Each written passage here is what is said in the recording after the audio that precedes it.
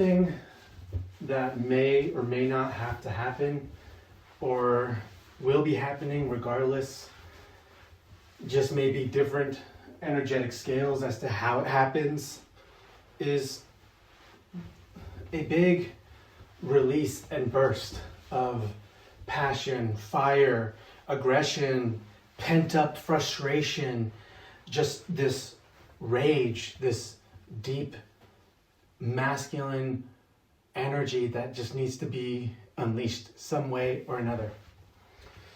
With Mars being the ruler of Aries energy and the energy of ambition, sex drive, anger, war, the warrior, how we fight. Mars being in Gemini for 8 months and doing a big retrograde. Part of what this Mars in Gemini has taught us and also trained us in is being quicker about information. We want more information very fast, very quickly, because we have already accumulated so much experience, so much talent, so much information over the last 10, 12 years that we're at advanced levels with what's going on right now, and we just want the truth, the core of it. Boom. So our patience right now may be a little bit slimmer. We might have a little bit less patience, or more so just not, we're at a faster pace now with everything is what I'm getting at. And with now that we're in Aries season, and later this year, the North Node moves into Aries, there's going to be eclipses in Aries, there's 2 new moons in Aries, there's a full moon in Aries conjunct where the Jupiter, Chiron, Mercury conjunction occurs. Right now, with Pluto now in Aquarius, and Mercury in Aries, and Mars soon to move into Cancer, Mercury, the messenger, is going to cross and is going to make connections with the Sun, Chiron, and Jupiter, all in Aries. Long story short, family, if there's something you gotta say, if there's something you gotta express, if there's something you gotta do, fucking do it. And say it with your chest. Do it like the motherfucking warrior, okay? Like Rocky going in the ring. Because all that energy, all that pent up angst that everyone has needs to come out. Because over the last 10 years, 12 years, you've had a lot of different experiences with other people, You've made mistakes along your way. You've been the asshole. Others have been the assholes to you. And in all that time, the emotional body, the subconscious mind has stored all those experiences, all those information into the body, into the emotional nervous system.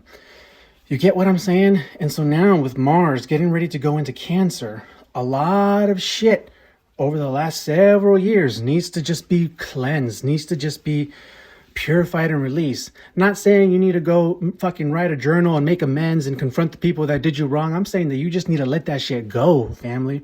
It's time to let all that shit go. And so, if there's something you need to say to somebody or whatever, or to yourself, fucking say it, man. And don't be afraid of the outcome. Don't be afraid of the response. Don't be afraid of the other person getting all fucking upset and yelling back at you, because you know what? Jupiter is here with Chiron. Chiron is the healer. Chiron is the therapist in the room. And we are all in therapy right now, having a hangout session with Chiron. Chiron's holding the group therapy session, wanting everybody to heal and to reconnect with their own individuality, forgiving themselves and forgiving others for ever making anyone feel lesser of who they are, simply for just being. Chiron is the therapist in the room. And Jupiter has put this therapy session on the world stage, expanding it, because guess what? Now it's a Broadway drama. Yeah, they're making a movie out of this. They're making a movie out of your life. And what good is a movie with no drama, with no flair, with no, because every story, every film has an ending.